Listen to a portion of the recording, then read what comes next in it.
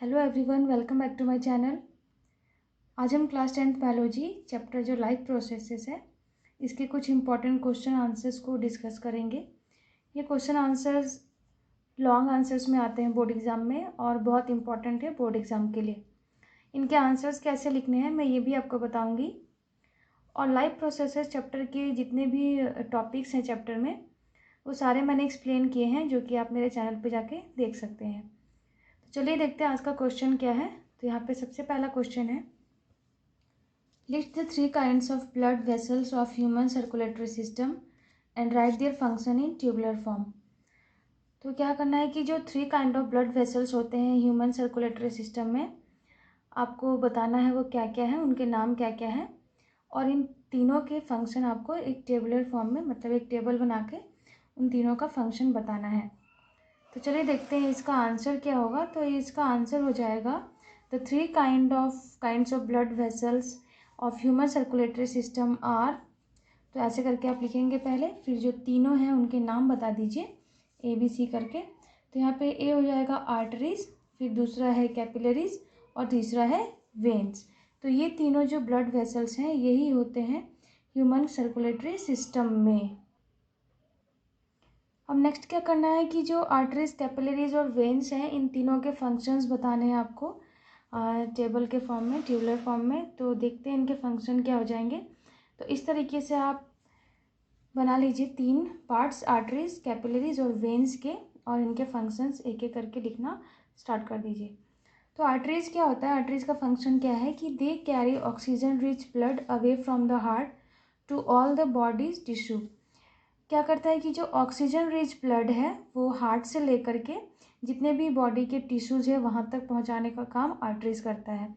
तो याद रखना है कि ये ऑक्सीजन रिच ब्लड को हार्ट से लेता है और पूरे बॉडी पार्ट, जो बॉडी के टिश्यू है वहाँ तक पहुँचाता है। उसके बाद आगे इसमें और हम लिख सकते हैं कि they branch into smaller and smaller arteries as they carry blood farther from the heart and into organ.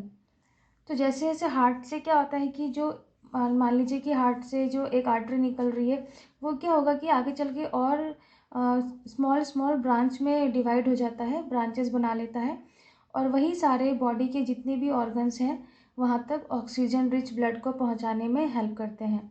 तो आर्टरीज का मेन फंक्शन यही है कि ये ऑक्सीजन रिच ब्लड को हार्ट से लेके दूसरे बॉडी पार्ट तक या बॉडी टिश्यू तक पहुँचाने का काम करता है। अब अगर बात करें हम कैपिलरीज की, तो कैपिलरीज क्या करता है कि कैपिलरीज स्मॉल ब्लड वेसल्स होते हैं जो कि आर्टरीज और वेन्स दोनों को कनेक्ट करते हैं। उसके बाद ये तो हो गया कि कनेक्ट करते हैं, और फिर क्या होगा कि their thin walls allow oxygen, nutrients, carbon dioxide and other waste to pass to and from cell. तो क्या होता है कि ये थिन वॉल इनके पास थिन वॉल्स होते हैं कैपिलरीज के पास। तो जब ये आर्टरीज और वेन्स को कनेक्ट कर रहे हैं उन्हें कैपिलरीज कहा जाएगा। तो वहाँ पे क्या होगा कि जो भी चीज़ें इम्पॉर्टेंट हैं सेल के लिए, जैसे कि ऑक्सीजन हो गया, न्यूट्रिएंट्स हो गया, तो वो सारी चीज़ें सेल के अंदर चली जाएंगी, और सेल में जो वेस्ट मटेरियल है या कार्बन डाइऑक्साइड है वो सारे के सारे सेल से निकल के बाहर आ जाएंगे। और कैपिलरीज ही वो जगह है जहाँ पे आर्टरीज एंड वेन्स कनेक्ट होते हैं, और इम्पॉर्टेंट चीज़ें जो सेल के लिए हैं वो सेल के अंदर चली जाएंगी, और जो वेस्ट मटेरियल्स या कार्बन डाइऑक्साइड है वो सेल से बाहर आ जाता है। तो ये हो गया कैपिलरीज का फंक्शन। अब अगर बात करें हम वेन्स के बारे में, तो वेन्स क्या करते हैं कि ये ब्लड वेसल्स हैं जो कि क्या करते हैं, बॉडी से ब्लड को लेके हार्ट तक पहुंचाते हैं, और ये होता है डीऑक्सीजनेटेड ब्लड। तो वेन्स डीऑक्सीजनेटेड ब्लड को कैरी करते हैं बॉडी पार्ट से और उसे हार्ट तक पहुंचाने का काम करते हैं। अब यहाँ पे 2 चीज़ें याद रखनी है कि जो सुपीरियर वेना कावा है ये लार्ज वेन है जो कि क्या करता है, ब्लड को हेड एंड आर्म्स से कैरी करके हार्ट तक पहुँचाता है।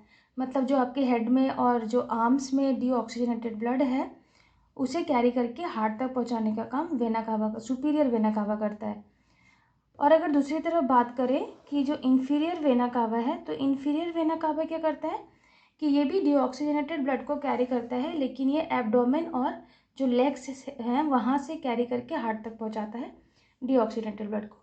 तो ये दो चीज़ें यहाँ पे याद रखनी है कि सुपीरियर वेना कावा और इन्फीरियर वेना कावा वो क्या करते हैं।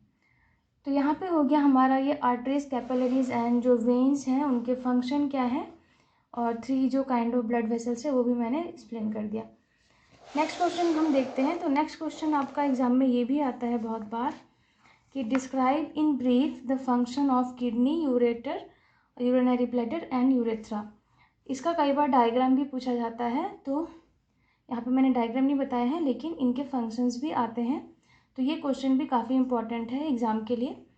तो चलिए हम देख लेते हैं। सबसे पहले आपको क्या लिखना होगा कि the function of kidney, ureter, urinary bladder and urethra are, और एक एक करके आप सारे फंक्शंस बता दीजिए।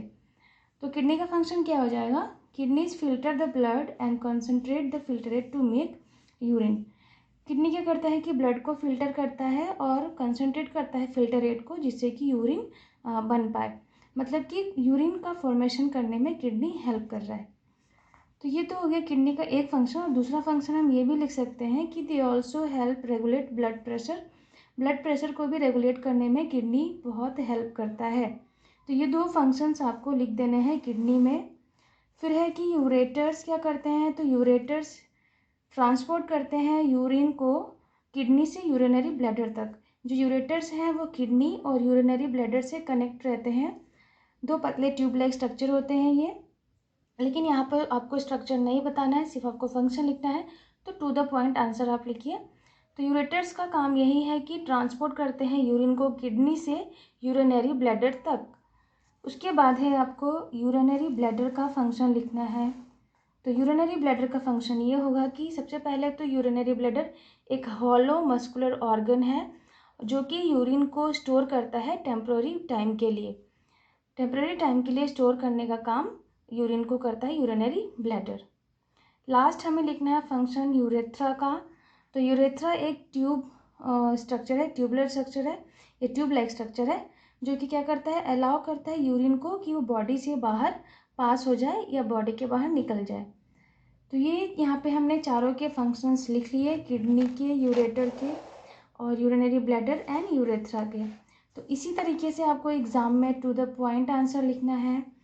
अगर आप टू द पॉइंट आंसर लिखेंगे तो आपको जितने मार्क्स का क्वेश्चन होगा उतने पूरे के पूरे मार्क्स मिल जाएंगे। तो उम्मीद है आपको आज जो दो क्वेश्चंस मैंने जो कि लॉन्ग आंसर्स में आते हैं इन्हें एक्सप्लेन किया है और आपको अच्छी तरीके से सारे पॉइंट्स समझ में आए होंगे।